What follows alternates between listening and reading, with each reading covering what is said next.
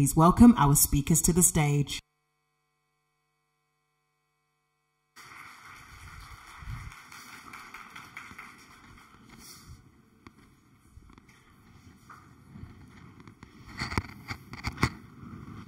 Good afternoon, everyone. It is a genuine honour to be sat here today alongside a panel of incredibly courageous journalists who, as you are about to hear, have demonstrated remarkable bravery whilst reporting from dangerous situations in the name of bringing truth to light. But before we hear from them, as many of you here will know, Reuters visual journalist Asami Abdallah was killed last Friday whilst filming Israeli missile attacks at the Israeli-Lebanon border. Thomson Reuters and Reuters colleagues around the world will be pausing today for a minute's silence to honour and remember him. I'd therefore like to invite you to join all of us in a minute's silence as we pay our respects and also reflect on all of the journalists who've lost their lives whilst carrying out that mission.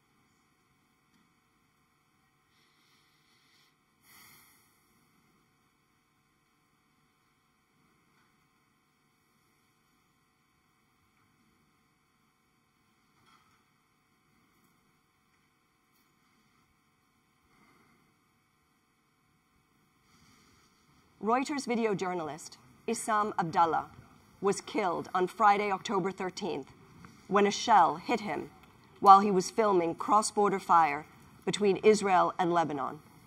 Thaher al-Sudani and Maher Nazeh, two other Reuters journalists, and colleagues from AFP and Al Jazeera were also injured in the shelling. Eyewitnesses at the scene said the shell that killed Asami came from Israel.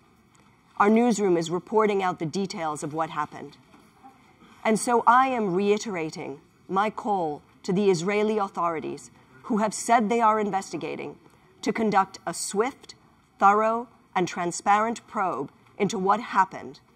By transparent, I mean an investigation with clear evidence and explanation.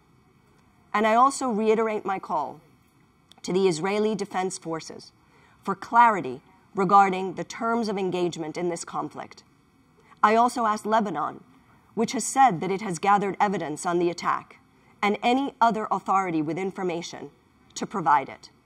And I urge all parties in this conflict to respect and work with all media to ensure the safety of journalists reporting in the region. Asami was an experienced, talented, and passionate journalist who was much loved by his colleagues here at Reuters. He was just doing his job when he was killed. Reporting on world events with accuracy, integrity, independence, and freedom from bias is core to what we stand for at Reuters. And it is critically important for our journalists to be able to do so safely. Of course, we will turn to our panel in just a couple of moments, but I hope you'll indulge me if I follow on from Alessandra's remarks. As we all know, the Israel-Gaza conflict has already taken a severe toll on journalists, with at least 19 amongst those killed since the war began back on October the 7th. This is just a stark reminder of the very real risks and sacrifices that journalists take every day, all around the world, in order to bring us accurate information and tell the stories of people living through catastrophe and persecution. Over the past year and a half, colleagues from Sky News and organisations represented on the stage and indeed in the audience have placed truth above safety, fact over fear, and reported without favour, first from Ukraine and now the Middle East. Anyone lucky enough to be sitting where I am today would pay tribute to their teams working in such conditions, so I will not beg forgiveness. And whilst there are too many to name them all, Alex Crawford, Stuart Ramsey, Ali Bunkle, Deborah Haynes, Dominic Wycorn, Alex Rossi, Anna Botting, Mark Austin, and literally tens of others have all lifted their grab bag kissed their loved ones, and gone to work. But the simple truth is, not all of them return home. 10 years ago, on the 14th of August 2013, in fact, I was live on air speaking to our then defence editor, Sam Kiley, in Cairo, as he covered the violence being inflicted by Egyptian security forces. He and his cameraman Mick Dean were reporting on what later became known as the Rabba massacre. Sam cut short our conversation on air, clearly in some danger. A little later that day, the newsroom learned that that was the point at which Mick had been shot dead. The Committee for the Protection of Journalists later said he was the 1,000th journalist to be killed worldwide that they'd identified, and he is missed to this day. With journalists increasingly under attack and facing numerous threats, it is therefore vital that we recognise those who produce that critical news coverage from dangerous situations, those upon whom we rely to stay informed and hold power to account. And that is precisely what the Kurt Schork Awards in international journalism stand for. Named in honour of the late American journalist Kurt Schork, killed in Sierra Leone whilst on assignment for Reuters back in 2000, the awards will uniquely recognise the courageous yet too often undervalued work of freelance journalists, local reporters and news fixers who report on conflict, corruption and injustice. It is genuinely a pleasure to share a stage with Matt Bigg. Matt worked with Kurt in Sierra Leone and was with him on the date he was killed. He is now an international correspondent for the New York Times, recently returned from Ukraine, and was a judge for this year's awards, for which our thanks. But I am also thrilled to introduce the two most important people on the panel today, two of this year's Kurt Schork Award winners, Léa Polverini and Asami Terajima, who have both withstood immense challenges in Kazakhstan and Ukraine, respectively, to shine a light on the truth. But before we begin, I would like to take a moment to recognise this year's News Fixer Award winner, Hisham Arafat, who is unable to be with us today. Hisham was awarded for his unflappable courage, his journalistic skill, his linguistic ability and logistical acumen whilst working in northeastern Syria. Foreign correspondents with whom he worked credit him with his unwavering commitment to the pursuit of truth, his ability to navigate complex environments and his outstanding interpersonal skills. His empathetic nature and respectful approach meant that meaningful relationships were built with all the individuals that he interviewed. All of us who've spent time on the foreign beat know well there are times and places where we simply could not do the job but for fixers like him. We're now going to hear from Hisham about what this special recognition means to him. I am Hisham Arafat, a Syrian Kurdish journalist covering the conflict in Syria. It's an incredible honor for me to be the winner of the 2023 Kurt Schork News Fixer Award in international journalism. One of the remarkable stories I'm proud of, but also pains me deeply, is the tale of the occupation of my hometown, Ras Al Ain, Serikaniye, by the Turkish army. I shed light on this event through the story of a family's double displacement, once within Syria and then outside of Syria to a neighboring country.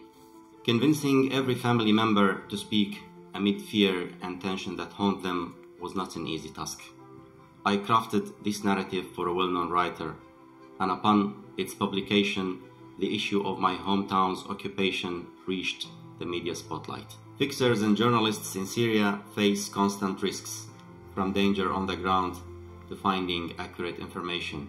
We are committed to sharing the truth, no matter the obstacles. Winning the News Fixer Award will amplify our efforts.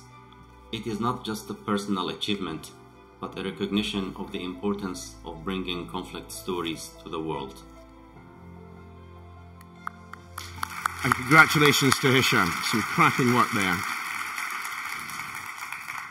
Now, as mentioned, Asami and Léa, you are clearly the most important people on this panel. However, we're going to keep you waiting and making you nervous because we are speaking under his name, Kurt Schork. Matt, just tell us, who was Kurt? What was he like? Sure, thank you so much. And I'm extremely grateful to the Kurt Schork Awards for bringing to light and raising the profile of journalists who work with international journalists in country. Kurt was passionate, actually, about working with journalists in the countries where he was reporting from. He was an incredible journalist and an incredible guy, a brilliant reporter. I think three things made him great. The first was his enthusiasm. for stories, for understanding, for communicating, for listening to people and analyzing. The time that we spent in Sierra Leone on that particular story, every morning and every evening after we'd finished work, before we started work, we would all gather and talk about the story and share anecdotes, and you could see Kurt's passion for journalism and for journalists. So that was one of the things that made him an extraordinary reporter. The other thing that I'd really draw attention to is his courage, both physical and also his moral courage. Kurt was somebody who was deeply angry about injustice. And I think ultimately that that's what drove him to do the kinds of stories that he did and report in the kinds of places that he reported from. And I know that that is something which very much drives the people who've won our award today. And that was also something that they shared with Kurt, I think. Yeah, I mean, having spoken to our award winners in the green room, I think we both recognise those qualities in them. I mean, Asami, tell us a little bit about the journalism for which you're sitting here today. You were on the front line in Ukraine, pointing a spotlight at the harsh realities of war through the eyes, of Ukrainian soldiers. Tell us what you discovered. So the reality on the front line is extremely brutal, and it's something that is not always easy to share because the soldiers, first of all, don't always want to talk about the war. First of all, because they're really exhausted, but also because they're told from their commanders not to share much with the press. So what you always have to do is to be friends with them and show that they can trust you, and show how you're ready to go to the places that they're at, and spend days and weeks to shed light on this brutal warfare that Russia has been waging for nearly 10 years.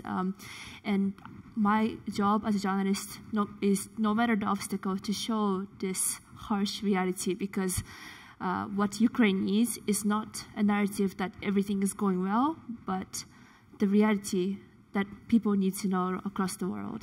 I mean, Asami, is it a matter simply of spending time with these people, embedding with them, as we sometimes call it? I think it's also time, but also how you're able to be sympathetic and be real with the soldiers. So not treating soldiers as soldiers, but as your friends whose story you're trying to tell and you're really trying to get to know. So I think like the soldiers that I've interviewed, I'm still in touch with them, and they still call me, text me very regularly, and I see them after after reporting a lot. So, and some of them unfortunately were killed, but these relationships that I build with soldiers is really important to me.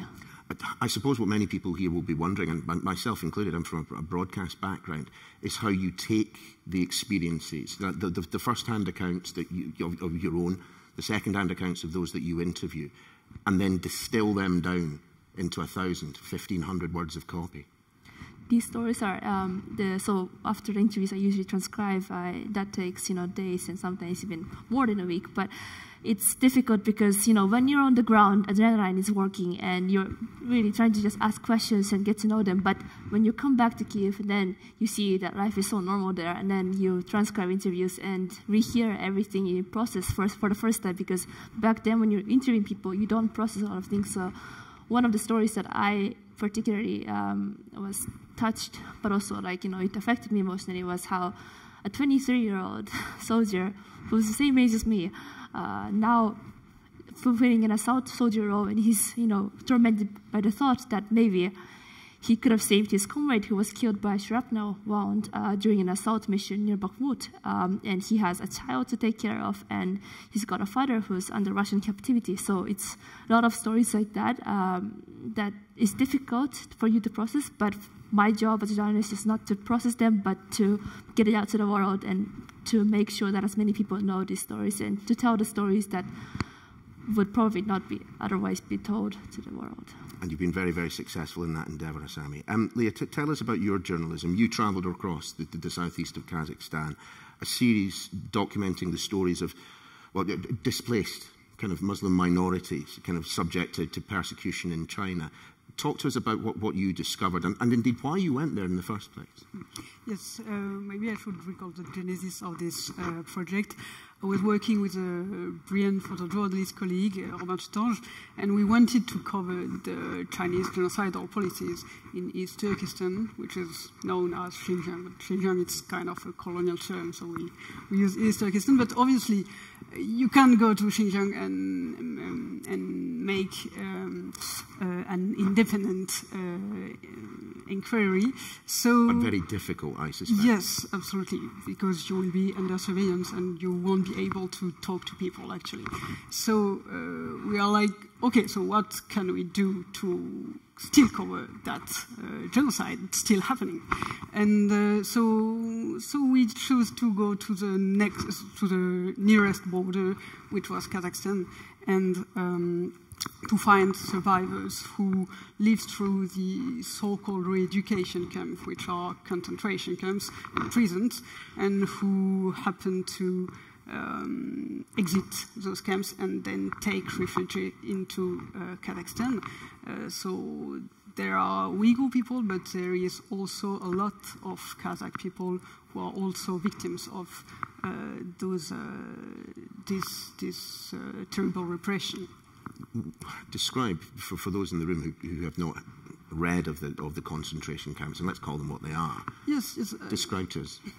Well, in East Turkestan there is about 11 million of Uyghur, and the estimations are that between 1 and 3 million Uyghur have been in concentration camps, which are huge facilities where basically you're just doing your life in East Turkestan, and one day some authorities, Chinese authorities, came to you and say you have done something wrong, and you don't know what you've done wrong, and probably you don't done anything wrong, but this is just a pretext, and they take you and they forced you to go into those camps. And there are different kinds of camps. In some of them, people have to attend what is called some classes. So they will have to learn Chinese. A lot of people don't speak Chinese in this area. They speak Uyghur or Kazakh or Kyrgyz, etc.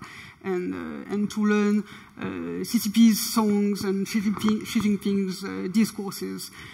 Other people just have to stay on a bench the whole day and just do nothing under surveillance. And also there is, of course, a lot of torture. And so that's the part that we documented. The broadcaster in me is going to say, pop your hair behind your ear on that side. It's just rubbing on your microphone on the other side. Yeah. When you're dealing, though, with people who have been subjected to torture, people who very, very clearly will have been traumatized by their experience, how do you approach that? Yeah, this is maybe the most difficult issue there. The first thing that we have to preserve is the security of those people who escape China and who are still living under the threat of being deported once again and maybe to go back into camps or prison. So we have to provide full anonymity for those who want it and who can afford, because they would have, a lot of them still have relatives living in China which live under this pressure. Yeah, we need to preserve this anonymity.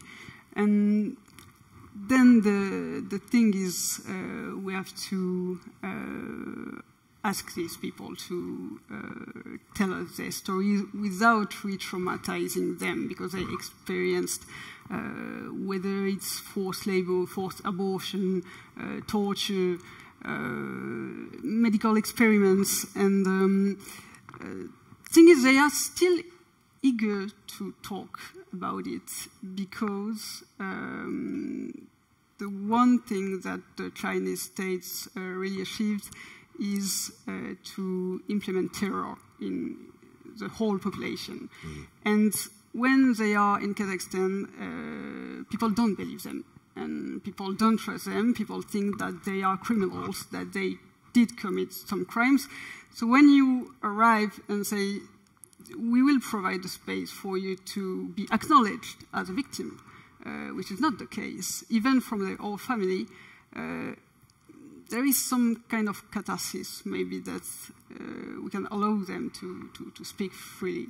But I suspect, and handily enough, given the title of this conference, that the thing that both you and Asami have had to have is your interviewees' trust. I mean, but on top of that, Asami, if you're reporting from the front line of a conflict, you are literally putting yourself in harm's way. That must have happened a few times. Yes, there is the physical danger. And as you can see, we had, unfortunately, journalists killed in Ukraine, including my friend Arman Sozin, who was an AFP video journalist, an incredible journalist who's really always this positive energy. And, every time we talked to him, he always made you smile, even on the worst days. It was really hard for me to lose a journalist and a friend like that in this very difficult war where we don't see the end and we don't know how long it's going to continue. Yes, journalists do take the physical risks, and of course, it's all based on luck, and you have to be just uncomfortable with the idea that you might not know what's going to happen to you, and because really it could be like, in a city that Russia launched a missile strike, and there were times when I was almost there, and I didn't end up there because things were cancelled. So yes, there is the physical risk, but what I struggle with the most is censorship from the Ukrainian authorities, because the Ukrainian authorities don't want the brutality of the war to be told to the world, especially the losses, how the scale of losses and what's really happening on the front line, including the mistakes that happen on the command level. But I think that as a journalist, you need to get those stories out as well as the good stories, because what Ukrainian soldiers are facing day to day, under this really heavy Russian artillery and days of endless waves of Russian assaults, is something that needs to be written so that decades later people can read them and really know what this war was like. Well, some people here will not be aware of the Kyiv independence. So, yeah. so explain the organisation, how it came about, and maybe tell us a little bit of the fights that you have had with the Ukrainian government. Well, we had actually the Kyiv Independent is a news organization that was launched 3 months before the full-scale invasion. So we were all just working at the Kyiv Post, which was this, it was like 26-year-old English language newspaper that everyone trusted and everyone read if they wanted to read news about Ukraine. And then in November, we were fired because we defended the joint independence.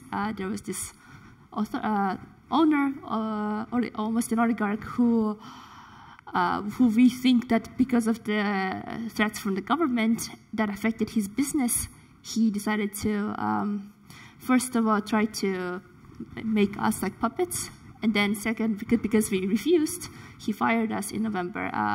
That's how the Kyiv Independent was launched. So we had this struggle with the Ukrainian authorities even before this organization was born. So I think that because we co-own the newsroom, the newsroom co-owns the company, this really helps us to be truly independent. So yes, we grew up in Ukraine, and we want Ukraine to win the war, but we also want to make sure that we remain independent journalists so that we shed light on the things that the world must see.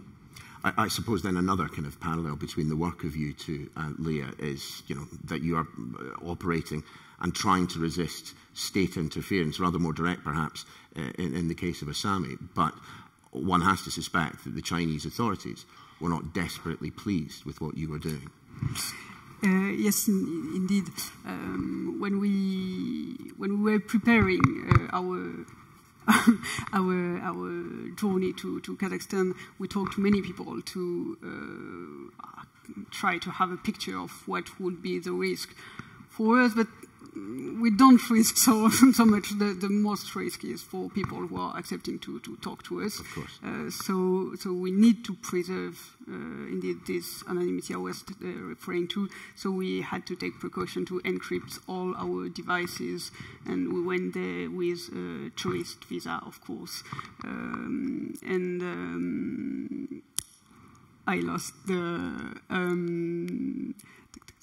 Go on, carry on, sorry. So there is, of course, surveillance. We didn't had any problem with the authorities when we were there, maybe because we took all those precautions, but you can never know because surveillance is kind of immaterial, so you don't know when you will cross the line. However, the people we were working with, and especially activists, Kazakh activists, we were working with an association, Atajurt, which is doing a great job to help survivors who lived in the camps. They are under close surveillance and they receive many threats from both the Kazakh authorities and the Chinese authorities. And on some specific dates, they are followed by the KNB, which is secret services, Kazakh secret services, or just policies. And they have been in jails. And it's a back and forth. So this is, and all in pursuit of the work. I mean, Matt, to bring you in at this point, I suppose what people who don't work in our trade will be sitting in the audience asking is, why on earth do we do it? Why on earth do we do it in full knowledge of the risks that both Asami and Léa have experienced? I mean, you yourself are not long back from Ukraine. I mean, the courage, physical and moral of Léa and Asami is really evident. It's inspiring. And what I notice about both of what you've done is that you've made a commitment not just to be there, for example, on the front line, but to do critical journalism. Because it would have been perfectly easy to say, I view my duty, for example, on the front line as supporting to the best of my ability what the soldiers are doing. But you're saying, while there's an element of that, we've got to tell the whole story. We've got to tell the full story. And if that means conflict with the authorities, if that means being less than popular, prepared to take that risk too. It's astonishing. And to be honest with you, many journalists around the world, I think, who work in conflict situations have a commitment to that deeper issue, which is that only when the full story gets out, ultimately will politicians be forced to confront the consequences of their decisions, the consequences of their policies, and so on. So ultimately, I think that it's the health of societies, which is the real motivation of the journalism that you do, and the real motivation of many, many journalists who work in zones of conflict. It's deeply idealistic. It is, but then I wonder, because we're all very practical individuals as well, we have to be to get out and get the job done. I wonder then, Léa, given the work that you have done, given the work that journalists at Sky News have done on the Uyghurs and other minorities, that is there a level of frustration that despite the message being out there and it being repeated and it being evidenced with abundant evidence, that nothing seems to change? And frankly, that the international community doesn't seem as concerned about it as you and I. Yes, absolutely. We see that this repression is still happening. It's as a bit changed. Most of the concentration camps have been closed in 2019, 2020. Yet the repression is still very, very clear. And basically, the international community is helpless or useless to address this issue because, whether it be Europe or the UN, they can't go to China and say, okay, just stop the genocide. And they could have a go. And it won't just happen. So it is frustrating. But still you keep going. Yes, because also maybe the most important is that you know when you do this job that you won't have results just now or in a week or in a few months, but it's a very long time. And the time of our reports is maybe a bit comparable to the time of justice. And we saw that for a few years now, there has been action taken in justice. So this will be a very long time to document the crimes and then to go to court to try to get accountability and justice, which is ultimately maybe the goal of that. Wow. And we saw it with the action of the NGOs, Kazakh NGOs, who are trying to release prisoners from China.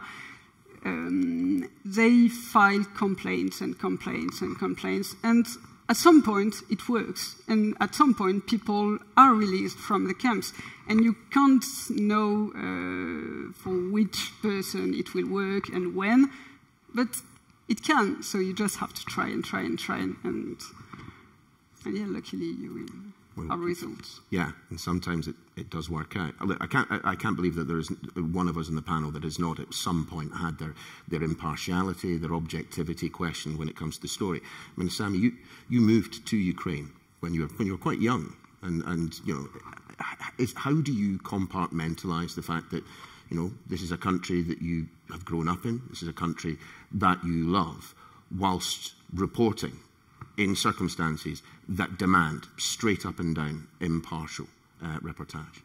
So in the beginning, I lived in Kyiv before. I was also in Kyiv before the Moscow invasion, and the days leading up to it, yes, there were these threats from the West, but like no one really thought about it seriously. So it was, in the beginning, it was very difficult emotionally to see that your countries, the country that I grew up in, is being bombed, and some cities are being like heavily attacked, and even Kyiv, you know, we had missiles coming in, but it took, I think, in a few weeks' time, I was able to sort of shut down the emotions. I don't know if it's healthy or not, but I feel that even to this day, I have this barrier that you know, when you read the most difficult stories, yes, it's difficult, but I don't process it emotionally until the end, because I think that right now, if you start to think deeply about everything, and if you start to process all the things that you've had to see or, you know, hear, then it could emotionally, you know, be very challenging. So I think that now, as a local journalist who speaks the language and who like grew up and knows the context of the country, the best that I can do as a journalist is to tell the stories that maybe other journalists wouldn't be able to tell because of the lack of connection to the country. So that's my goal every day right now. I mean, Matt, the thing that's coming across is that, you know, this type of work can be incredibly rewarding, but obviously at the same time it is incredibly difficult to do, minute by minute, hour by hour. Just speak to us a little bit about your experiences of working in the field and that role of the news fixer. Hisham, of course, who can't be here today.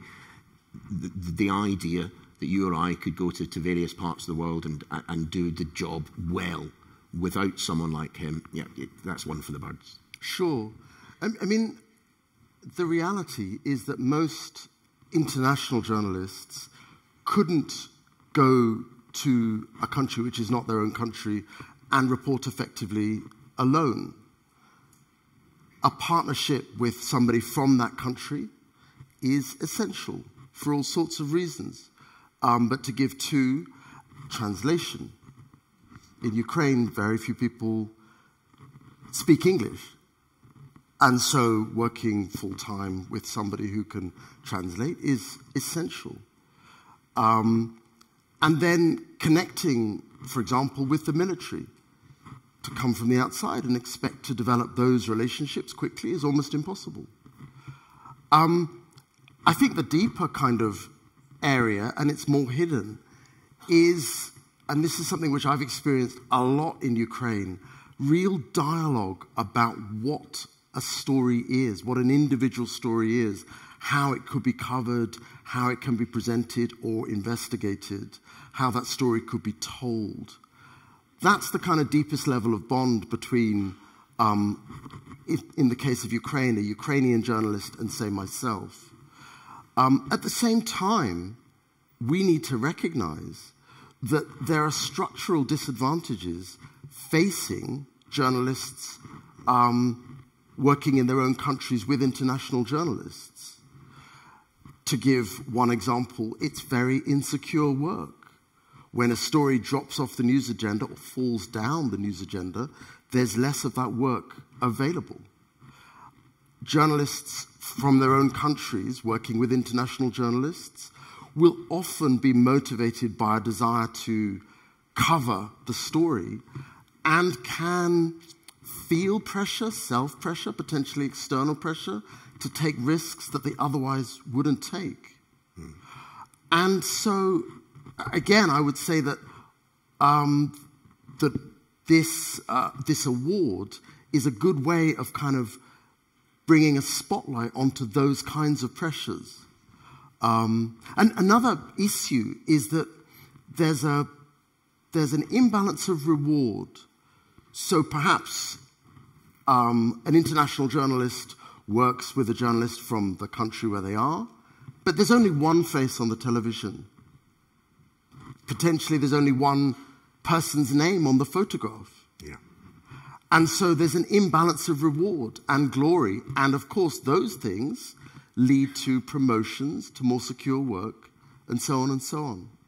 I think that there's hope that the situation can change, and I think that there's increasing recognition, something you just mentioned, Asami, of the toll that can be taken on journalists working in their own countries, and the need for mental health support, for protection.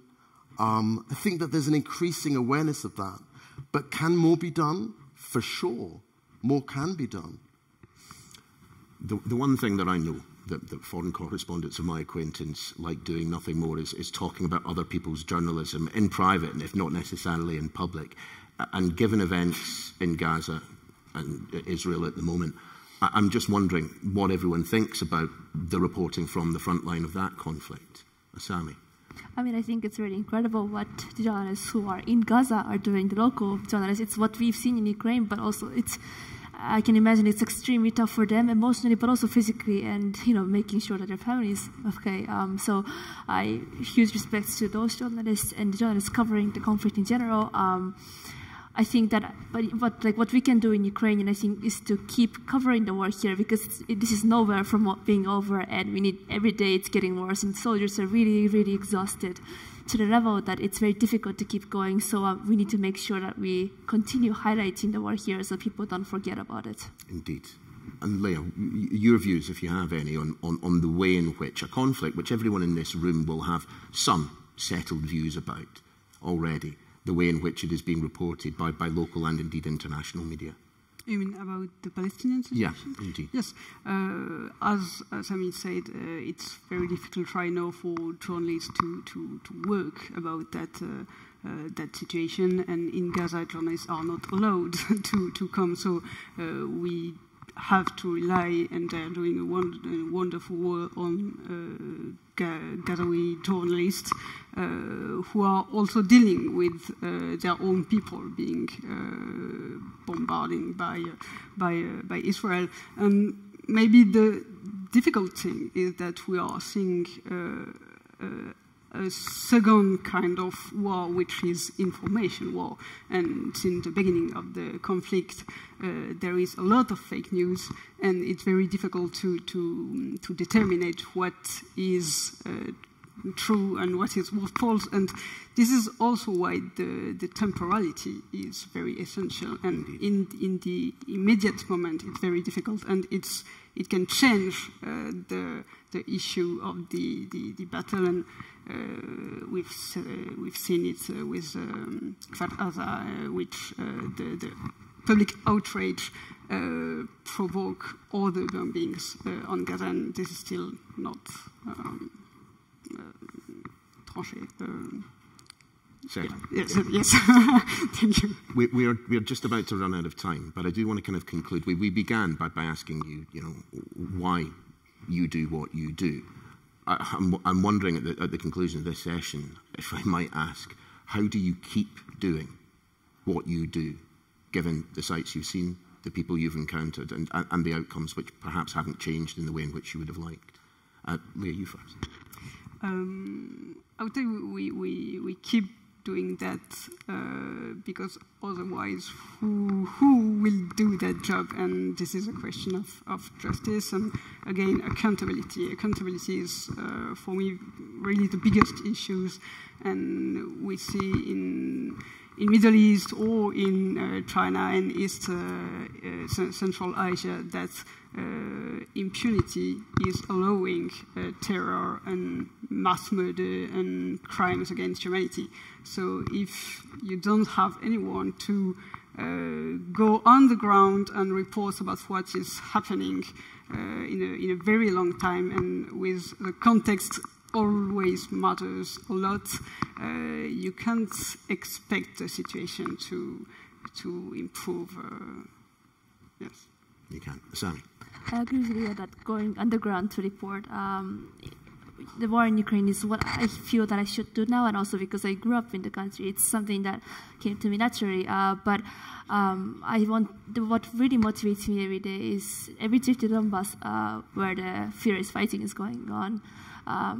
It's tough.